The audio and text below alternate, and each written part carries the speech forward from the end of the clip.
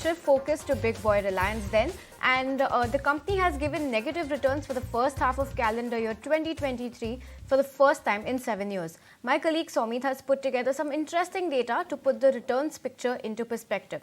Now, what led to this and what are the key triggers behind such figures, and is there a potential for a bounce back anytime soon? Somit, tell us.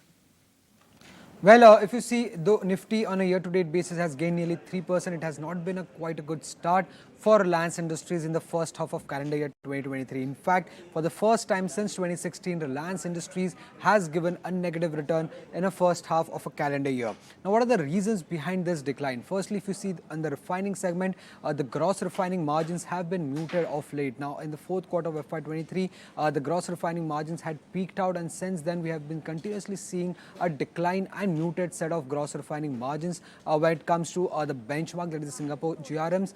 On the retail segment, if you see, the company has been doing a lot of acquisitions, but the disclosures regarding the same has been a bit on the lower side, and hence this has been one of the concerns when it comes to investors. Also, the growth of late has been muted because not all its acquisitions has been to fire off right now, and also there's a general slowdown in the economy. When it comes to the telecom business, there is still no clarity when the tariff hike is expected to come, and because of absence of tariff hike, the growth again has been muted. The company has been able to get subscribers, but tariff hike is the only key factor that could lead to growth when it comes to the telecom business.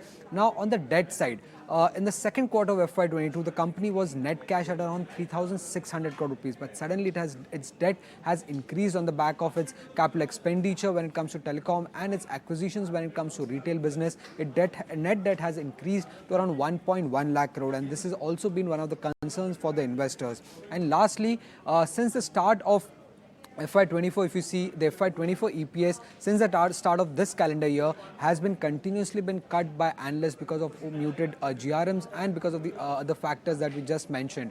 And so far, if you see, the EPS for the company has been cut by around 9% from the start year for financial year 2024. So these are broadly the main concerns why Reliance Industries has not been able to outperform or even market perform as compared to the Nifty in the first half of calendar year 2023.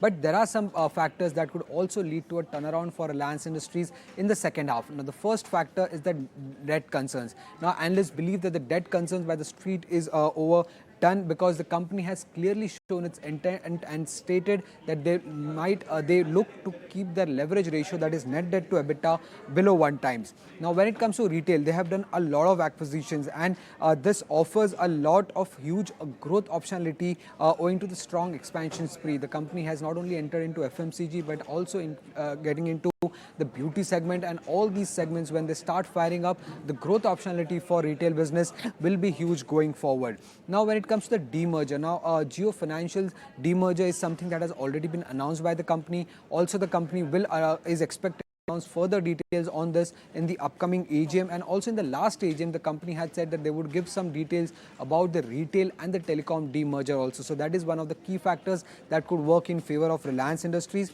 When it comes to the telecom business, now though the growth has been muted off late, but the market positioning of Reliance Jio is very strong. They are not only the largest player when it comes to the mobile segment, but also the largest player in the broadband segment, and they have been continuously able to add active subscribers on their network. And when it comes to the O2C segment, though the benchmark GRMs are muted, Reliance Industries GRMs could be on the higher side because they have been getting cheaper crude from Russia, which in turn will benefit their gross refining margins. Also, the petrochemical business margins are averaging higher off late. So this is one factor that could also benefit the O2C segment. Also, a key trend that we notice is the fact that from 2015 till 2022, RIL has never given a negative return in the second half of any calendar year. In fact, 7 out of 8 times in the second half, the returns have been much higher compared to first half. So it will be important to watch out how Reliance Industries performs in the second half of this calendar year.